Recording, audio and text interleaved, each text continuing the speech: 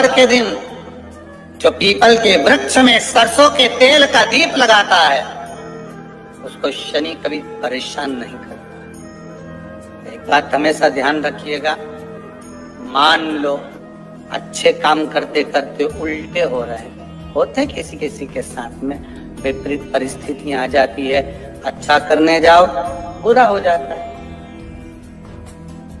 अच्छा कर्म करने जाओ बुरा हो जाता है। तो पीपल के वृक्ष की जो छाल होती है, छाल देखिए पीपल के वृक्ष में जो छाल लगी होती है, उस छाल को घिसकर चंदन बनाकर भगवान शंकर का स्नान कराकर, अभिषेक कराकर, पूजन कराने के बाद में पिपलेश्वर महादेव का नाम लेकर, कौन से महादेव? पिपलेश्वर महादेव का नाम लेकर वो जो घिसी हुई छाल होती है उस छाल का तिलक भगवान शंकर को लगा लो और उसी का थोड़ा सा भाग अपने कंठ पर, मस्तक पर लगाना प्रारंभ कर दो। धीरे धीरे जो विपरीत दशा है वो सुधरना प्रारंभ हो जाती है। पर नाम याद रखना पिपलेश्वर। आज शनिवार का दिन है जिस दिन अपन इस दरिद्रता से मिलने के लिए पीपल के पेड़ के नीचे आए हैं। हिंदू धर्म में ये दिन पीपल के वृक्ष के लिए पूजनीय होगा। जो भी शनिवार के दिन पीपल के वृक्ष की पूजन करेगा, दूध चढ़ाएगा या मिष्ठान का भोग लगाएगा, लक्ष्मी और नारायण उसके घर में प्रवेश कर जाएगा। लक्ष्मी और नारायण। आज शनिवार का दिन है जिस दिन अपन इस दरिद्रता से मिलने के लिए पीपल के पेड़ के नीचे आए हैं। हिंदू धर्म में ये दिन पीपल के वृक्ष के लिए पूजनीय होगा। जो भी शनिवार के दिन पीपल के वृक्ष की पूजन करेगा, दूध चढ़ाएगा या मिष्ठान का भोग लगाएगा, लक्ष्मी और नारायण उसके घर में प्रवेश कर जाएगा। लक्ष्मी और नारायण उसके घर में प्रवेश करेगा। इसलिए नियम बनाया। कौन से दिन का? शनिवार। लक्ष्मी जी बोली नारायण आपने तो एक दिन का वार लिख दिया। शंकर जी ने 7 वार बनाए हैं, रविवार, सोमवार, मंगल, बुध, गुरु, शुक्र और शनि। ये शिव जी ने बनाए। अब एक दिन आपने अपना बना लिया, बाकी के दिन अगर कोई इस पीपल के वृक्ष के नीचे आएगा और यहाँ तो दरिद्रता बैठी है तो उसका क्या होगा? भगवान नारायण बोले सुन दरिद्रता, तेरे से एक विनती है, अगर कोई भी मनुष्य इस पीपल के पेड़ के नीचे अगर 7 दिन में आता है और उसके हाथ में अगर कोई सामग्री होती है तो तू उसके घर में प्रवेश नहीं करेगी। नियम है पीपल के वृक्ष का, या तो पानी का लोटा लेकर जाओ, कुंकू का चोपड़ा लेकर जाओ, शक्कर लेकर जाओ, या पेड़ के नीचे चींटी को डालने के लिए आटा ले जाओ, पर खाली हाथ पीपल के वृक्ष के नीचे कभी मत जाओ, कभी नहीं जाओ। खाली हाथ जाओगे तो दरिद्रता तुम्हारे घर में प्रवेश करेगी। दरिद्रता उठकर खड़ी होकर बोली नारायण तुमने अपनी मनमानी करी है, एक दिन मुझे भी मेरा चाहिए। भगवान ने कहा बोल कौन सा दिन चाहिए? दरिद्रता कहती है रविवार के दिन इस पीपल के वृक्ष के नीचे मैं दिन भर नृत्य करूं, इसमें रहूं, और जो यहां आए रविवार को मैं उसके घर में प्रवेश करूं। भगवान ने कहा ठीक है। दरिद्रता रविवार का दिन एक ऐसा दिन रहेगा जिस दिन तू इस पीपल के वृक्ष के नीचे नृत्य करेगी और जो आएगा इस पीपल के वृक्ष के नीचे तो उसके साथ प्रवेश करेगी। मैंने तुझे वर दिया। इसलिए हमारे यहाँ केवल पीपल का वृक्ष अगर दीवार में भी लग जाता है ना, किसी की फैक्ट्री की दीवार में, किसी के घर की दीवार में पीपल का वृक्ष अगर लग जाता है, पीपल का पौधा लग जाता है, उसको कितना भी तोड़ लो वो वापिस लग जाएगा। फिर तोड़ोगे फिर लग जाएगा। अगर पीपल के पौधे को तोड़ना है तो केवल रविवार का दिन एक नींबू, एक मिर्ची और बमूल का कांटा, ये 3 चीजें रखने के बाद में आधे घंटे बाद रविवार के दिन पीपल के पेड़ को उखाड़ कर फेंक दो। दूसरी बार कभी पीपल दीवार में लगता ही नहीं, कभी नहीं लग सकता। केवल एक रविवार का, केवल एक संडे, इतवार का।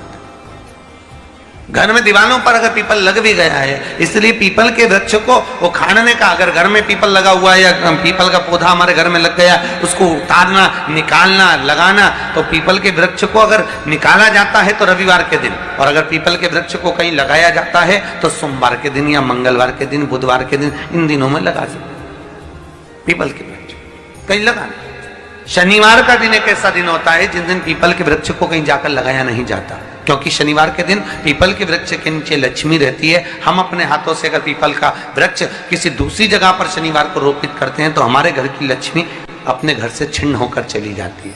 इसलिए शनिवार के दिन पीपल लगाया नहीं जाता, किसी के घर जाकर उसको वापस पलटा नहीं जाता। लग गया उसको प्रभु मेरी धर्म पत्नी को कहाँ रखूं आप बताओ। वो तो जहां यज्ञ होता है, अनुष्ठान होता है, दान होता है, पुण्य होता है, सत्कर्म होता है, वहां जाने को तैयार नहीं। अब करूं क्या?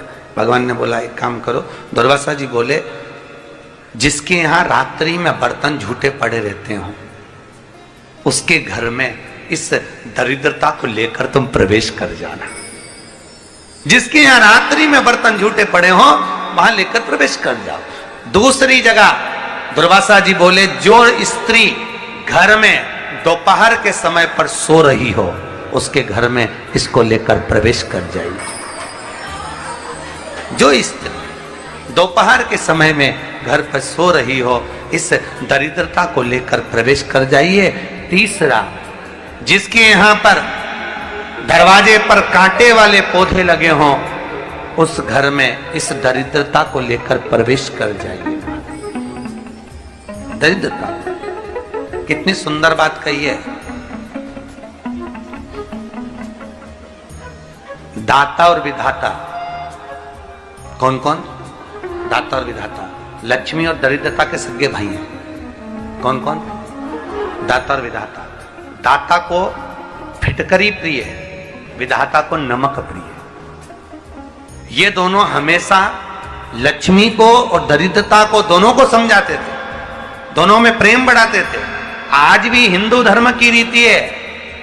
यहां तो ठीक है, जिसके यहां पर भी अगर थोड़ी सी भी परेशानी होती है, थोड़ा सा क्लेश होता है, अशांति होती है, लक्ष्मी नहीं टिक रही हो, काम नहीं बन रहे हो, बहुत प्रयास करा जा रहा हो और हमारा कार्य नहीं होता, तो क्या करते हैं? फिटकरी और नमक को पानी में डाल देते हैं और घर में पोछा लगा देते हैं। आप लोगों ने आजकल फेसबुक पे भी पढ़ा होगा, व्हाट्सएप पे भी पढ़ा होगा। तो क्यों लिखा उसमें? उसका कारण ही केवल इतना है कि दाता और विधाता की प्रियता उसमें।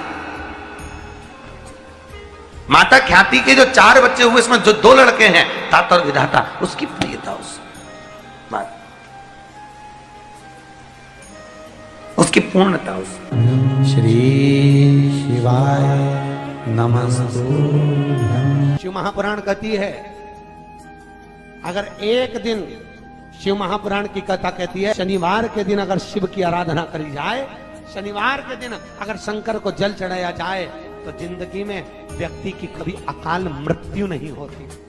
कि बैसाख महीने में पवित्र वृक्ष के जड़ में 1 लोटा जल समर्पित कर देने पर और वहां की जो रज है उसको मस्तक पर चढ़ा लेने पर 84 लाख योनियों से मुक्ति मिल जाती है। 84 लाख योनियों से। आप में से कितनी माताएं या कितने भाई लोग बैठे हैं जो शंकर जी के मंदिर पर जाते हैं और मंदिर पर जब जाते हैं वापिस जब लौट कर आते हैं तो मंदिर की चौखट का स्पर्श कर कर अपने मस्तिष्क पर उस रज को लगाते हैं? आप में से कितने लोग हैं बहुत सारे? ठीक है। अब जितने लोगों ने हाथ उठाया और नियम से अगर शंकर मंदिर की दरवाजे की चौखट पर भगवान शंकर को जल चढ़ाने के बाद जब आप लौट कर आ रहे हैं और उनकी चौखट पर आपने हाथ फेर कर अपने मस्तिष्क पर उस रज को लगाया है, वो धीरे धीरे अपने भाग्य की ओर देखते हैं। तारीख लिख लेना कि मैंने इतनी तारीख से मंदिर जाना चालू करा, इतनी तारीख से मैं ये काम कर रहा हूं और इतनी तारीख तक मुझे ये फल की अनुभूति हुई।